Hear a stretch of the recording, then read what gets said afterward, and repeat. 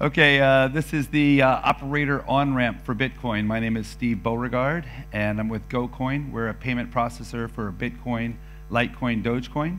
So we basically provide the ability for websites online as well as point of sale to accept Bitcoin as payment, and then we remit or settle the payment out in cash. So the first thing I want to start talking about tonight, well, actually, I forgot. I have a trivia question first before we move on to this. So anybody can tell me what the smallest denomination of a Bitcoin is? A Satoshi? No, any other guesses? No, it's now called a Dorian because it can't be confirmed. It's too small. That's okay. You said Satoshi first. You win. Okay, so credit cards. Even the EVM, which is the latest technology in credit cards, were never designed to be used on the internet.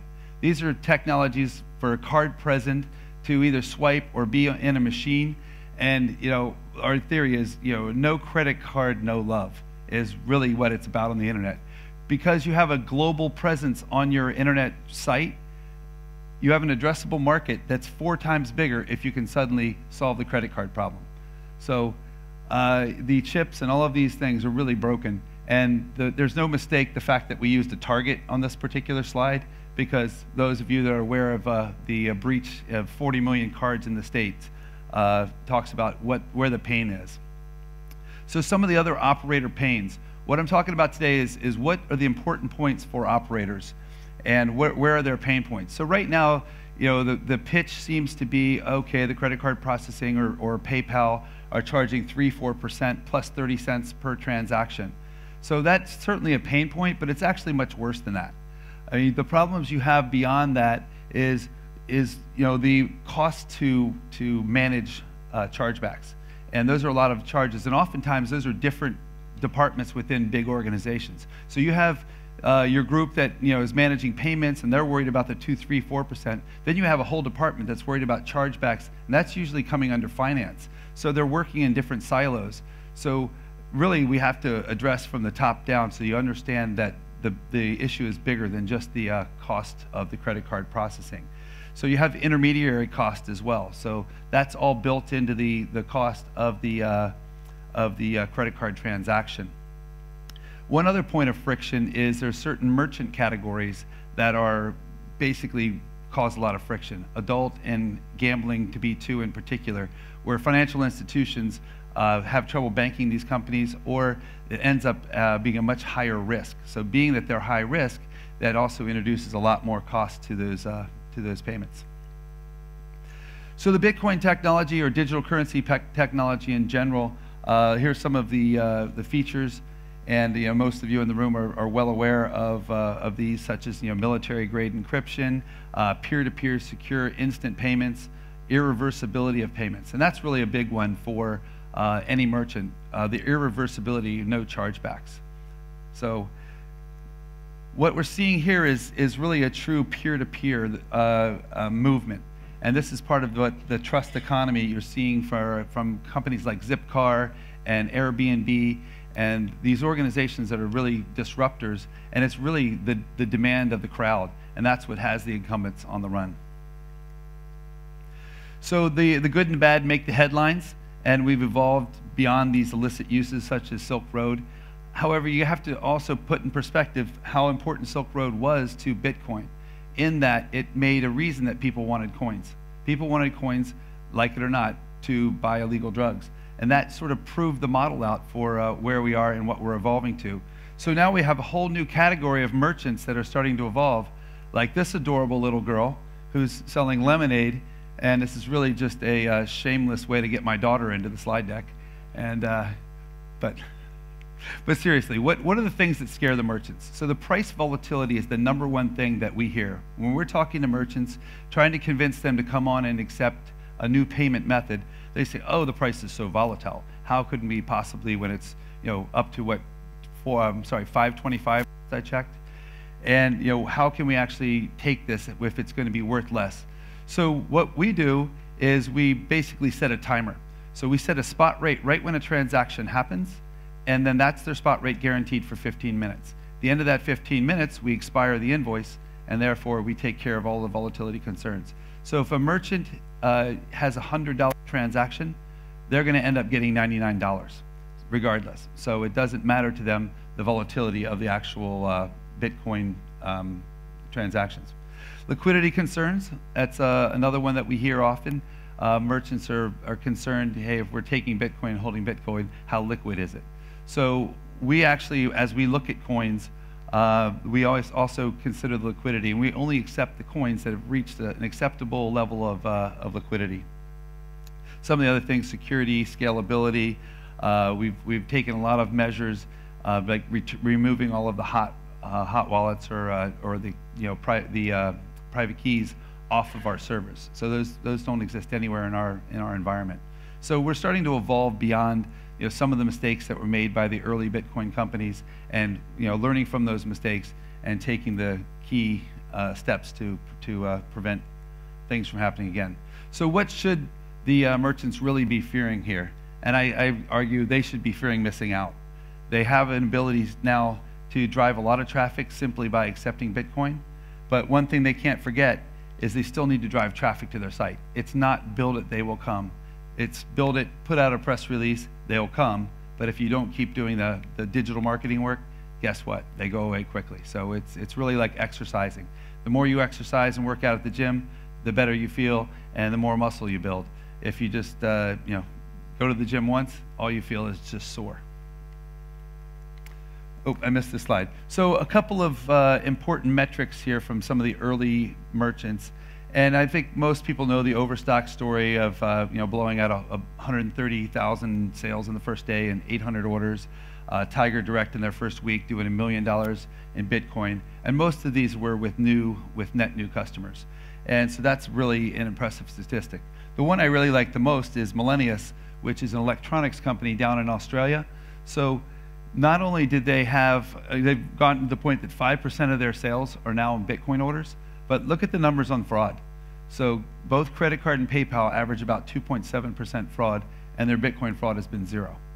So this really speaks to how we can optimize within the departments, and I'm sure there's a lot of people that are managing chargebacks that they should be using Bitcoin as their #1 payment method.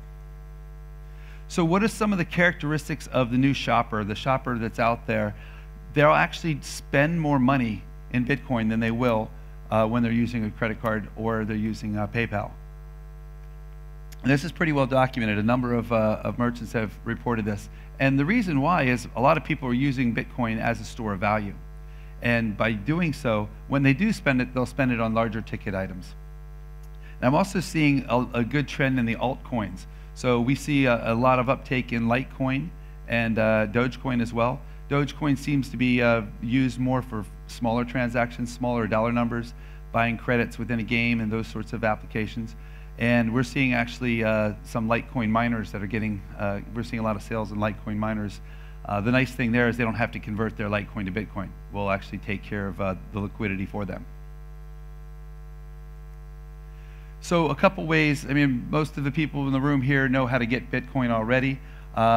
Just a quick one thing that you may not have considered is earning coins.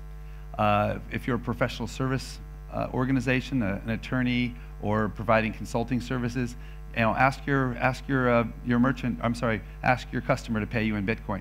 And you can do that by just setting up a very simple account with GoCoin and create your invoices online, send it to them in an email, and they can remit that in Bitcoin. And you as a consultant can decide how much of that you want to take in a split of cash versus how much you want to take that in coin. So other things to consider is your addressable market. As an operator of a website or a game, you have to think about how many people can actually participate and can actually shop on your site or transact. And if your only way of checking out is with credit cards or a top-up card where you're buying it at a store and scratching and adding that to your site, you've really limited yourself in terms of how much you can do in terms of transaction volume. I think I mentioned this already. The traffic and remembering to continue to drive the traffic to your site are all important characteristics. So I would argue at this point that merchants and operators need to be smart. They need to be strategic. They need to now start thinking, what can I do or what should I do to make Bitcoin the #1 payment method at checkout? Okay, let's talk big discounts, 10% off. Let's get the people, give them a reason that they're going to want the coins. And if they do so, then you're going to really start to see more adoption, and then you can start to make that the default way that they're transacting. But without starting to put some promotions in place. For example, we have one merchant that's going to do a lifetime membership that's only available in Bitcoin. You can't buy it with your credit card. Once again, that's a reason you're going to be able to drive people to the site. And hopefully that announcement will come out later this week, and like to see some of you guys shopping there. Okay, so what are the steps that you need as a merchant to figure out what are the steps that you need to accept coins on your site? So the first thing you need to do is determine whether you're going to use a shopping cart plugin, or if you have a current gateway, or if you're going to build sort of a custom integration. So those are a number of ways that you can now integrate with your site. And then beyond that, you decide whether you want to use our hosted invoice, or whether you want to do a white label integration. So you can integrate this into your checkout process so it's completely transparent that GoCoin's even involved. For example, if you create a payment button and click that, you can have it come and pull into your own interface, and you can control all the analytics. You can see, shopping cart abandonment, all sorts of metrics that go in that you wouldn't be able to get with a hosted invoice. Beyond that, you just sign up for a merchant account. Very easy, straightforward. A couple of quick questions: the legal name of your company. You're going to have to put in your government identification, and then beyond that, you're going to have to upload some documents to let us know, that you're actually a legitimate business and who the beneficial owners are. Beyond that, you just select which currency you want to take, whether you want Bitcoin, Litecoin, and Dogecoin, and really, there's no reason not to take all of them. Even if you don't believe Dogecoin has got a future, with that cute little dog, come on, it has to have a future. But one of the things about Doge that's really interesting is the community is very strong, and their development community is also very involved. So that gives me a lot of hope that they're going to work out a lot of the problems that it might otherwise have. Beyond that, you determine your digital currency versus fiat split, and you're ready to go. Here's a real-life example of a company here in Singapore, First Meta Exchange. This is what their checkout process looks like. So if you want to pay with Bitcoin, you got the lowest possible cost, $4.63 at checkout. And the other payment methods, they've made them more expensive, because guess what? It's more expensive to them. This being the most advantageous, $4.63 versus over about $1 more with the PaySafe card, or with PayPal, it's almost 75 cents more. So after that, up comes the invoice. If you have your wallet mobile, you just snapshot of the QR code, and then we're now integrating some features where you'll be able to send an SMS message to a phone, and if you have the wallet on your phone, you'll be able to check out directly. So this is still sort of 1.0 of where Bitcoin is in terms of how to pay. I think we'll see the QR code slowly kind of fade into oblivion as time goes by. Very quick, the workflow. So just because a lot of people really get confused how all this could be, and how is it that we're taking Bitcoin in, and who's taking Bitcoin. So this chart really, although it's not pretty, describes it well. Customer comes to your merchant website, you call GoCoin, we go out and get the spot rate right at that time, and we send the invoice to the customer. Customer then sends the Bitcoin payment to the GoCoin wallet. So it's a deterministic wallet, very safe, no hot wallets on the platform. And from there, we send the Bitcoin off to our proprietary exchange process, and that's not necessarily waiting for that Bitcoin to go out there and arrive. So we have coins that are sitting in position waiting to trade in the equivalent. So we can trade it right away as soon as we know the coin has been received. Once the coin was received, we sent back to the merchant the notification that the invoice is paid, and they complete the transaction with the consumer. From there, we just wire money from any number of organizations into our GoCoin bank accounts, and then it goes over to the merchant bank. So that's a pretty quick diagram of how the flow works. I'm going to skip over a couple of these. This is an example of Brian Parker for mayor of City of Oakland. He created a custom form, and this is all done on our dashboard. So you basically have a WYSIWYG kind of editor where you can put together all of custom fields of what you need to receive. And what we did was just model this after what he does for the credit card. So one of the questions we get often is, well, how do you know the money's not coming from some offshore account or something like that? Well, they have to go through and enter all of this information. So in order to take a donation in the US, these are the things that are required. And if we're not able to verify who the person is, you can either send the money back to the Bitcoin address where it came from, or what I think the state would prefer is to just turn the money over or surrender it to the state. A quick view of our dashboard. So as you see, this is a full double entry accounting system. So everything, all the transaction history, and everything, for the developers in the room, everything that you see on our dashboard is all consuming APIs from the lower level. So it's a wide open API set. So if you don't like the way our dashboard works, you can just program right into it yourself and build links into your inventory system, etc. This is just a little screen showing how you donate or how you build that donation form, and it's a little bit into too much detail. So let's talk about operations quickly. How much time do we have? 5.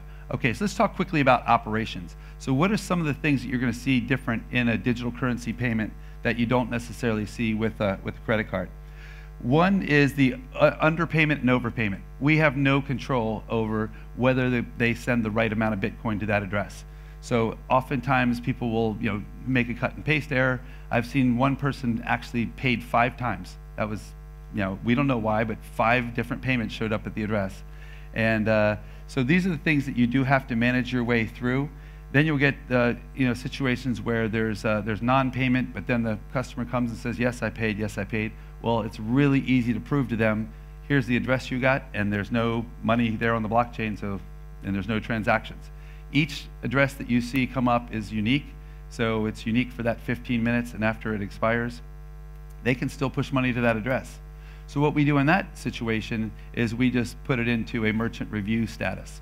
So it's up to the merchant to go back and review how much came in, and do they want to accept that transaction. And that, again, is done from the dashboard. Returns and refunds are a little bit challenging. One of the things you have to keep in mind is you can either do that through our dashboard, which means you have to have a balance of Bitcoin in your account, or you can do that outside from your own corporate wallet and send refunds that way. So that's really up to the discretion of the merchant. Support and help desk training. So this is another very key component, and I think one that keeps a lot of the large operators on the sidelines. I think the reason we haven't seen wider spread adoption is they have to support it. And that support goes through, even if they're going to take Dogecoin and Litecoin as well as Bitcoin, they need to consider how they train their help desk. But all of these are specialties. It's very common that help desks have specialty groups that handle just the payment part of any kind of lead. So they will basically triage any kind of support calls that come in. So really, it only takes one person that is trained up on the technology and knows how to operate this dashboard. So I may have jumped a little bit ahead on this, but in terms of strategy, putting together deals that are Bitcoin or deal specific is a very great way to get some quick adoption. Don't forget to drive traffic. That's the #1 message I have to all of the operators or merchants out there, is if you're not driving traffic to the site, it's not going to come. Reddit is really easy. You can continue to go up there. Just make sure that it's obvious that you're telling people about a special or giving them a deal or give them a reason. If you just go up to Reddit and blah, blah, blah, blah, the Reddit community is just going to blast you. So actually, before questions, I want to have the world premiere of our new video that we produced. Let's see if I can get it there.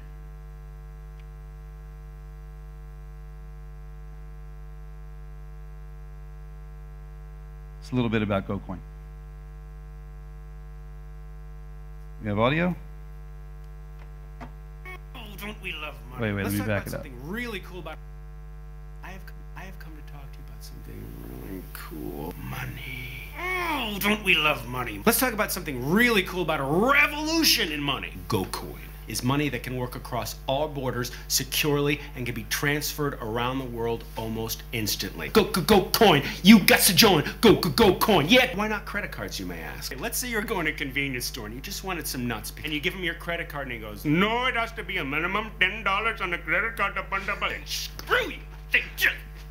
Screw you! So you have to buy a lottery ticket, an iPhone, you have to buy a DVD of a movie that never made it in the theaters, you gotta get Cheerios, you're going out of your mind. The biggest thing you have to worry about with a credit card is a fraud scenario. Someone who is the devil gets your credit card and all of a sudden the numbers are all over Russia and Thailand and China. GoCoin was the first international payment platform to help merchants accept Bitcoin at checkout, and it also supports alternative currency like Litecoin and Doggycoin. Here, doggy, give me baby. If you accept Bitcoin, it expands your addressable market 4 times! Fraud, bye-bye. Middleman, bye-bye. And can be transferred around the world almost instantly. Greatest financial invention of our time. It's gonna free people's money from the oppressive credit card issuer. Right now, 75% of people in the world can see your site, but they can't buy anything. You know why? No credit card, no love. No credit card, no love. GoCoin is the first, numero uno, eins, echad, that provides software that can be easily integrated into your e-commerce solution. They accept plugins like Magento, WooCommerce, Shopify, and Nats. You go to GoCoin.com, and the first international payment processor that gives merchants all the benefits of accepting digital currency without any of the perceived risks.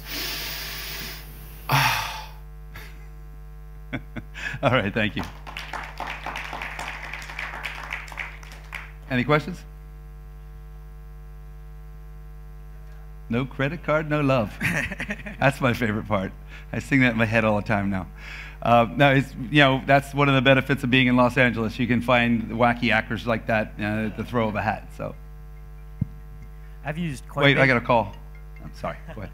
I've used Coinbase a few times to pay with BitPay, yeah. And sometimes they don't broadcast the transactions, which causes a real problem. And I wonder about, you know, maybe somebody who's less technically savvy and is using Bitcoin to pay and having an experience like that. So let me understand what you're saying. So you're saying you've used. I'm sorry. Let me turn this off. Sorry. Yeah, so on Coinbase, I'll say go and I pay and I scan the QR code, yeah. and then I send the money, but Coinbase doesn't broadcast that transaction sometimes for like 12 hours, and so then I'm in like this limbo where it's like the checks. Oh, so they haven't picked up the transaction yet. Yeah. So I mean, we haven't had that problem with our listeners. So basically, the way it works is when you broadcast your payment to the network, we're out there listening on the network. We usually pick it up within 6 seconds or so and are able to complete the transaction. So. Yeah, the problem is with that Coinbase doesn't broadcast it, so you can't pick it up, and they're holding it. And if I go to Coinbase, it's like pending. Yeah, that goes back to what Roger Ver was saying. Use your own wallet and control your own coins. You know, because they're doing all sorts of funky things with your coins, and yeah, I feel much more comfortable, like, you know, with a wallet that I control or one that they're not moving coins around into cold storage and stuff for me. So.